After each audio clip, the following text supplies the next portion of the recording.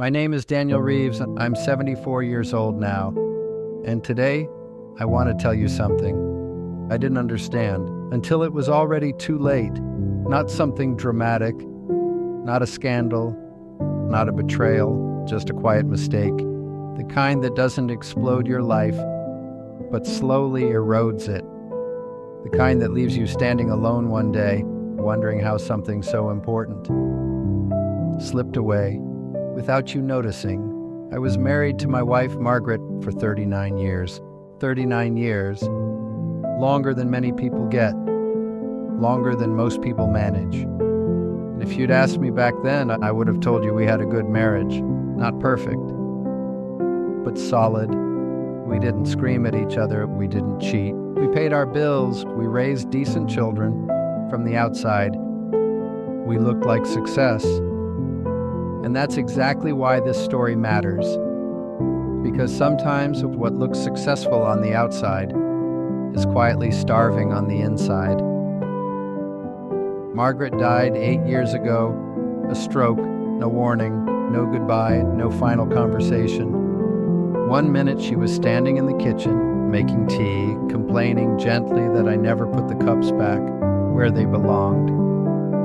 And the next, she was gone. Just like that. When someone dies suddenly, your mind does something cruel. It starts replaying everything. Moments you ignored, words you didn't say, silences you convinced yourself were harmless. You don't sleep much during that time. You sit alone with memories and try to understand how something so familiar can suddenly feel unfinished. That's when I realized something that still keeps me awake at night. For years, Margaret had been trying to reach me, not in big ways, not with ultimatums, not with shouting, in small, ordinary ways. She'd ask if I wanted to take a walk after dinner, suggest we sit outside together in the evening, ask about my day, and actually wait for the answer.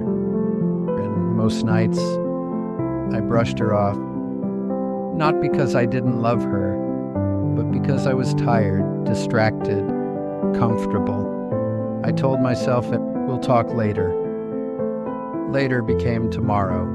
Tomorrow became next week. Next week became never. I thought love was about responsibility, about showing up, providing, fixing things when they broke. I worked hard. I never left. I never cheated. I thought that made me a good husband. But here's what no one tells you. You can be loyal and still be absent. You can be dependable and still be distant. You can be physically present and emotionally gone. Margaret loved talking about books she was reading, stories from her childhood, little things she noticed during the day. At first, I listened, then I half listened, then I nodded while looking at my phone, or watching television, or thinking about work.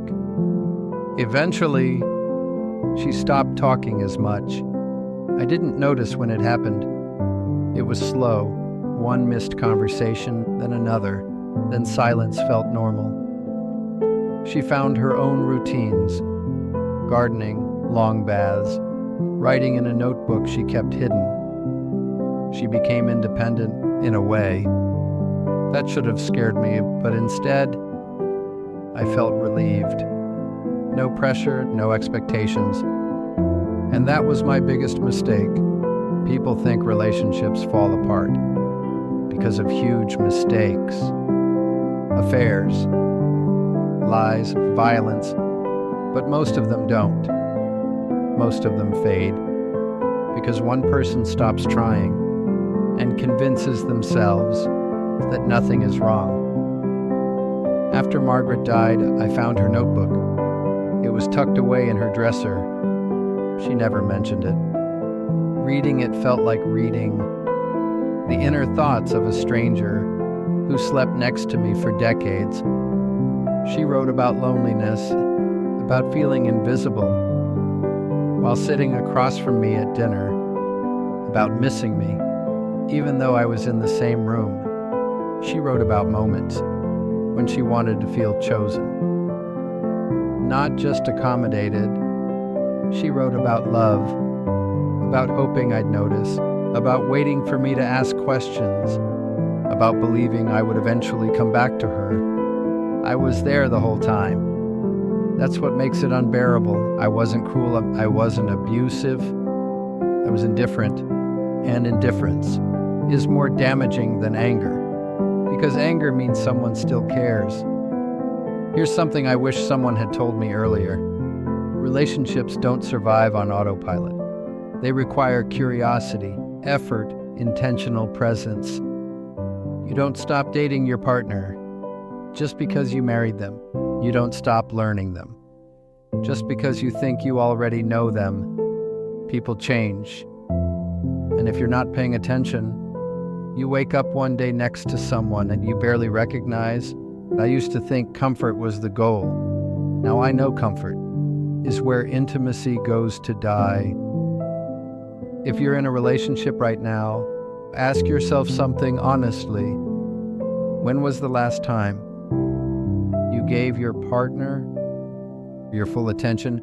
No phone, no distractions, no rushing, just presence. When was the last time you did something simply because it mattered to them? Not because it was an anniversary, not because it was expected, just because you wanted to be close. If you can't remember, you're heading where I ended up. One of you will die first. That's not pessimism, that's reality. And when that happens, you don't get a second chance. You don't get to listen better. You don't get to have the conversations that you postponed. You don't get to say, I'll do it later. Later doesn't exist anymore. People used to tell me I was a good husband. They meant well, but they were wrong, and I was adequate. I met the minimum requirements, and the minimum isn't enough. Now I live alone. The house is quiet, too quiet. Sometimes I sit at the table where she used to drink her tea and talk about nothing important, and I realize how little it would have cost me to stay connected. A walk, a conversation, a little attention. So little, and yet it would have meant everything. I want you to understand something. Love doesn't end. When people stop loving each other, it ends. When people stop noticing each other, when presence becomes optional, when attention feels like effort, when later feels safer than now, we tell ourselves we're busy, that life is demanding, that we'll slow down eventually. But eventually is a lie. We tell ourselves to avoid doing the hard thing today. No one ever plans to lose the person they love. They just assume they'll always be there. And one day, they aren't. That's the moment. Everything becomes clear and useless. You don't get credit for the love you felt silently, only for the love you showed. So if someone still chooses you, still reaches for conversation, for connection, for closeness, don't ignore it, don't minimize it, don't delay it. Sit with them, ask questions, listen without waiting for your turn to speak. Because love isn't proven in grand gestures, it's proven in ordinary moments. You choose not to abandon. I waited too long to understand that, and you don't have to. Time is ticking.